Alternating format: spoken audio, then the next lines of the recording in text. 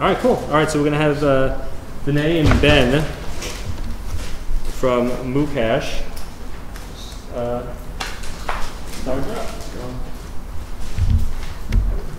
Hey guys, well Vinay gets set up here to show you what we've built. I'm just gonna let you know a little bit about it. My name is Ben Oaks. This is Vinay Pai. We're the co-founders of MuCash. MuCash is a micropayments platform. It allows you to take transactions of any amount, so right down to a penny if you want to. So we are actually launching our product today. So you guys are the first ones to hear about it. And to go along with that, and especially since you're here, we have a promotion for you guys. I'll hand out these cards. There's a promotional code on it. If you type the promotional code in when you sign up, you get half off our commission for the first 3 months until September or so. So, you all set? Yep. Okay, so I'm going to turn over to Vinay and hand these out. Right, so as Ben mentioned, our goal is to kind of make it so that you can process transactions as small as you want through your WordPress blogs, which means that it's more than just like providing a payment backend. Because if you're trying to do a 5-cent transaction, then you want it to be absolutely smooth. Like it has to be a couple of clicks at most, because nobody wants to go through shopping carts and jump through a lot of hoops for transactions that size. So what we have done is we have built a WordPress plugin that integrates with our backend, and let me show you how that works. So like this is an example of a blog that I've set up. Unfortunately, our plugin is not actually in the WordPress directory yet, because I'm still waiting for my account to be approved, but it'll be there shortly. So for now, what you need to do is go install the plugin, and the URL is on the card that's Ben's handing out to you right now.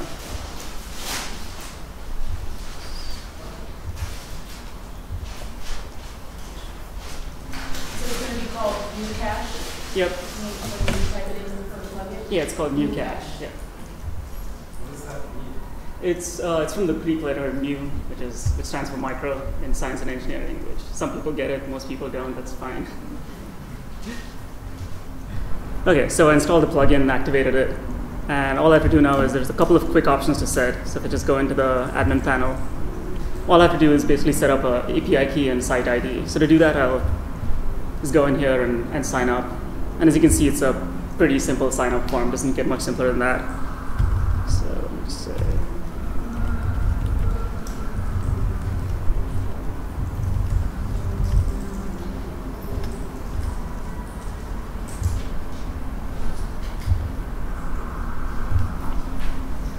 And all I have to do here is type in the name and URL of my blog. So let's say.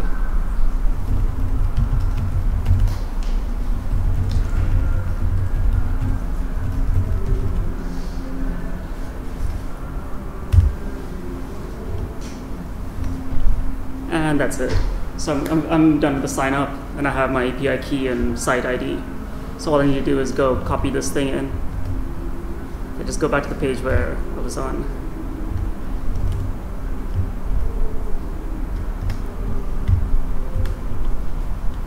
And that's really all there is to it. So I'm already set up. Just having done this much, I already have one interesting option. So if I go look at any of the posts on the blog, what someone can do here is they leave a comment. They can also choose to leave a small donation. So for example, if I go down here and say,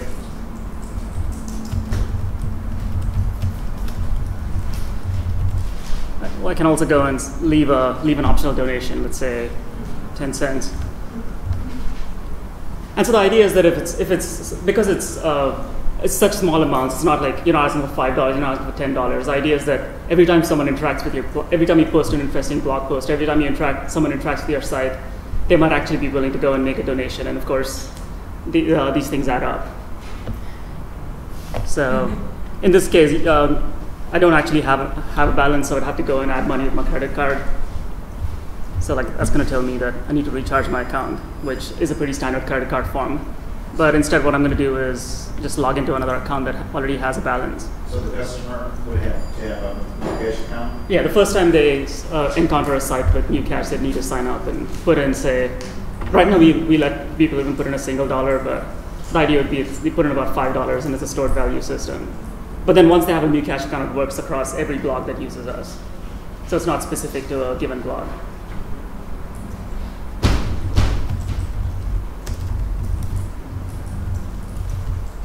So I log into another account which already has a balance on it.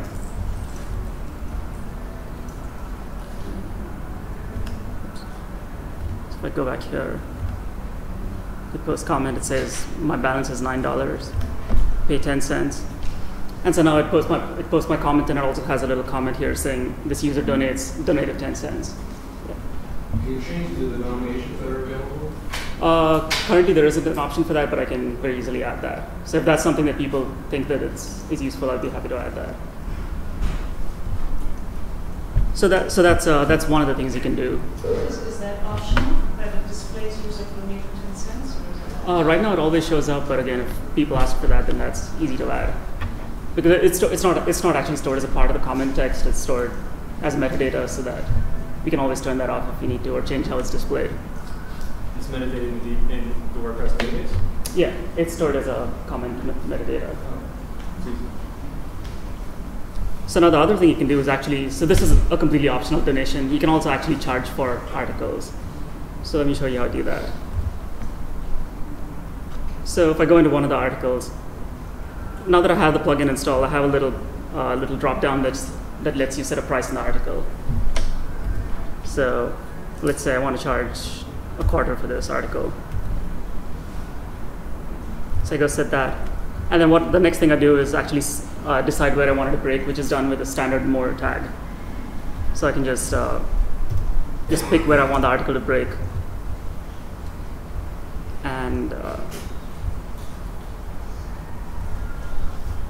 And I hit the more tag.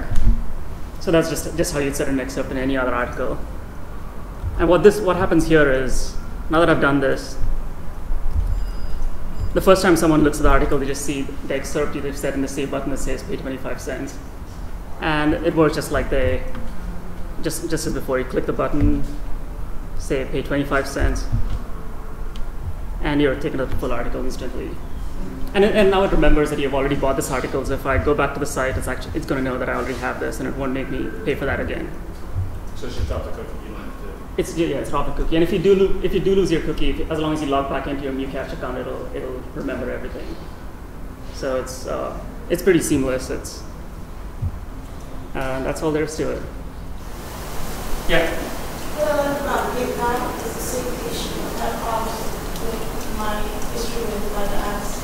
I'm concerned with that whole idea of visa information, personal information going to you. How can you protect that? Just like PayPal.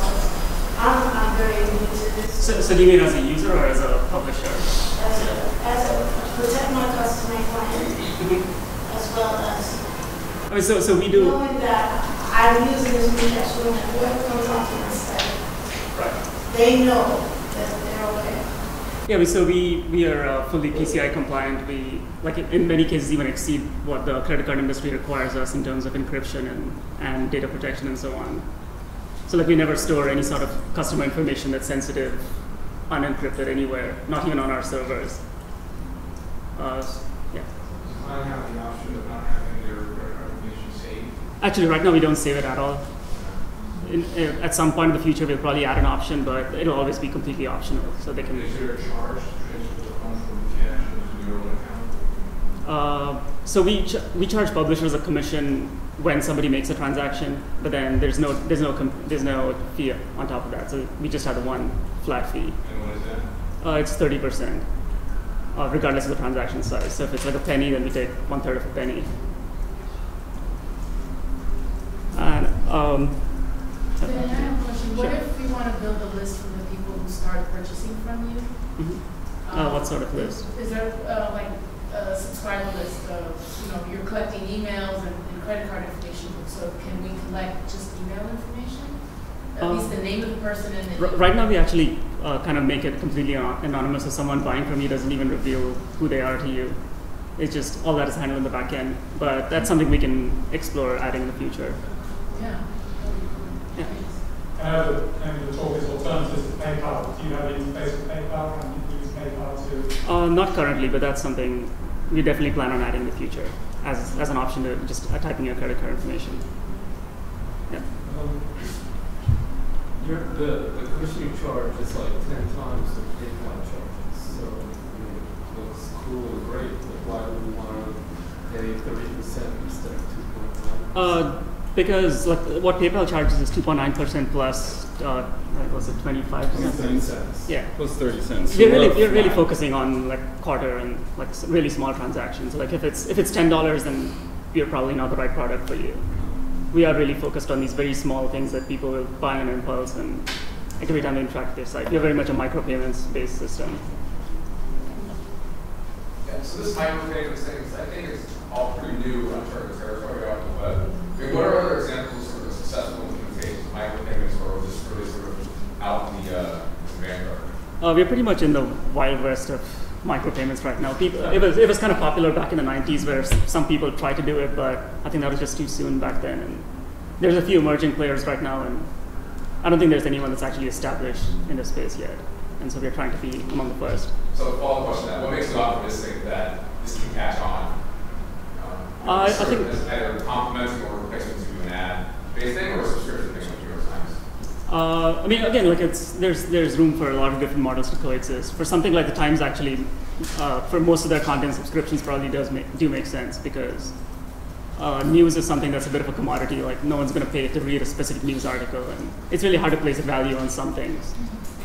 But I think if you look at one difference between now and the late 90s is advertising prices are a lot lower now than the late 90s, so it's harder to monetize a site off of just advertising now, right? I mean, I think the numbers I've seen in advertising is down about 15% in just the last 2 years, and quite a lot since the late 90s.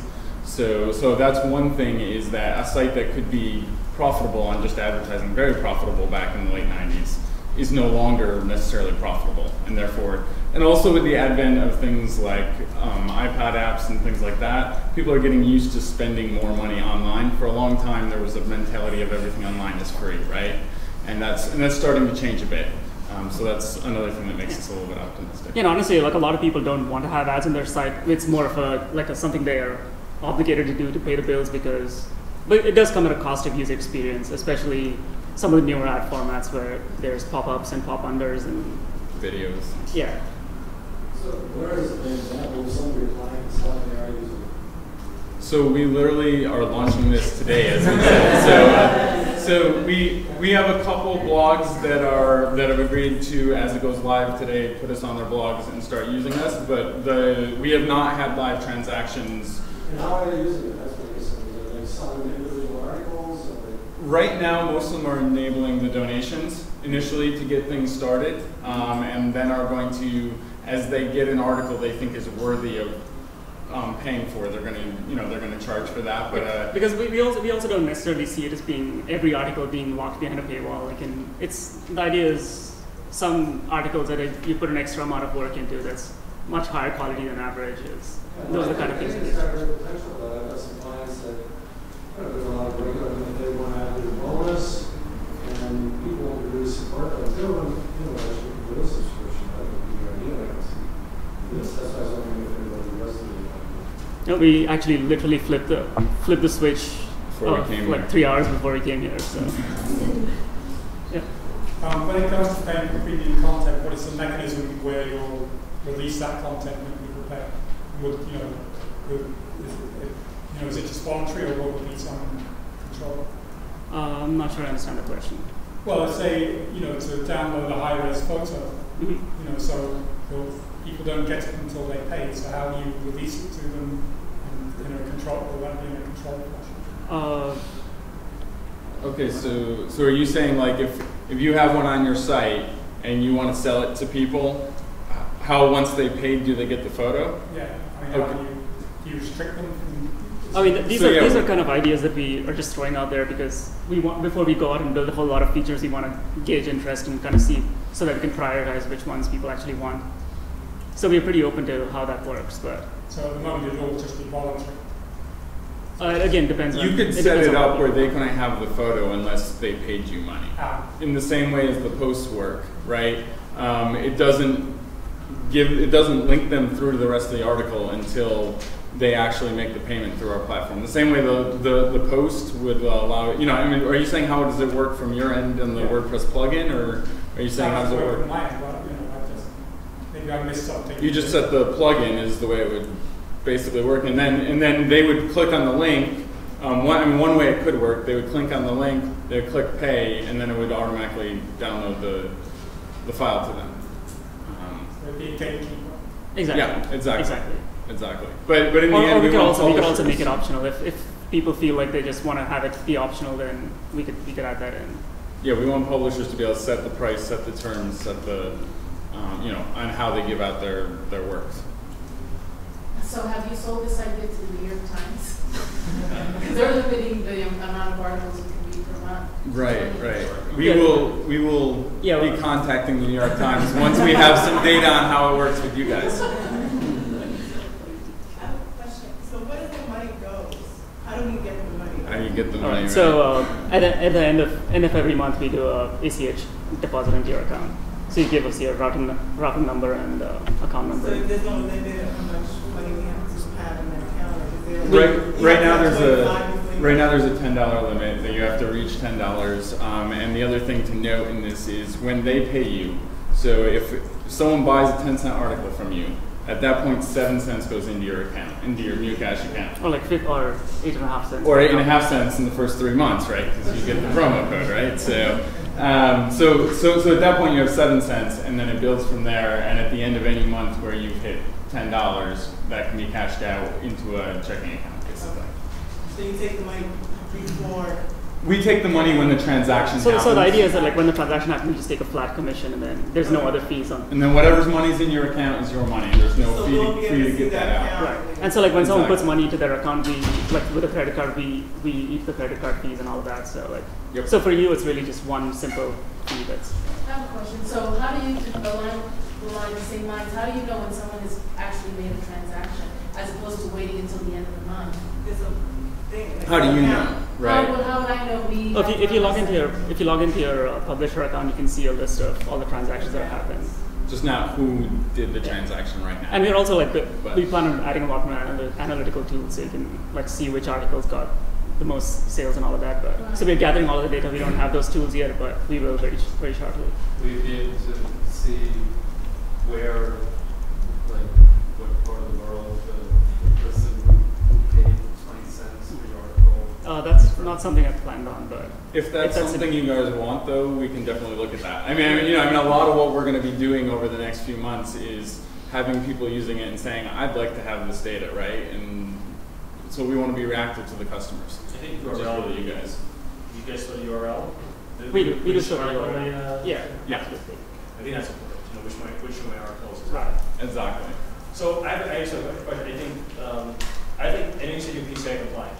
That's a great term. What does that mean? Can you tell us a little bit about security? I think that's what I'm hearing is that I'm giving you my credit card. I'm typing credit card information into a form. I don't know who you are. Sure. And so tell us a little bit about security. What's going on? What you have done to make my credit card information safe? I mean, like I said, right now we don't store it at all. We don't store credit card information at all, and we use like industry standard SSL on not just on the credit card form, but basically throughout our entire site. So you're not really vulnerable to like having your cookies stolen or anything of that sort. And we use authorized.net, which is pretty much one of the industry standard processing platforms. And in fact, in the future, when we do store credit card information, our plan is to use, I don't know how familiar people here are with authorized.net, but they have a way of storing it on their gateway so that we'd actually store the credit card information with them rather than rely on our servers being secured. So SSL form, data gets sent to authorized, nothing gets saved. Exactly. And as to give you a bit of background about myself, I used to be CTO at OkCupid. So I have a good amount of experience working with large websites and keeping things secure and stuff like that. So I don't know, that helps. Yeah. I was wondering if you guys have any developers or you guys sounds like you're doing a lot yourselves and not currently, but we are open to that's the long-term plan, but right now I just kind of want to evolve the API internally so that we have something robust by the time we open it up to the world and before we lock ourselves down to something. But if you're a developer who's interested in using it, definitely contact us, and we will work with you to make sure it works. Have you guys done any experimentation with the members only plugins? So, for example, I have sites with that have like exclusive member if you want to put a small membership fee. How this would kind of be compatible with that? As in how we'd be compatible with existing membership plugins? That's. Are you saying having some of the people who come to your site who are already members be able to see things free, but other people not? Right. So the members don't have to pay, but anyone else would have to pay? Is that what you're saying? Well, more for, I guess, like more members, like for premium content. Okay, so you'd have like a 50-cent membership fee or something like that. Yeah. 50 cents, I don't think so.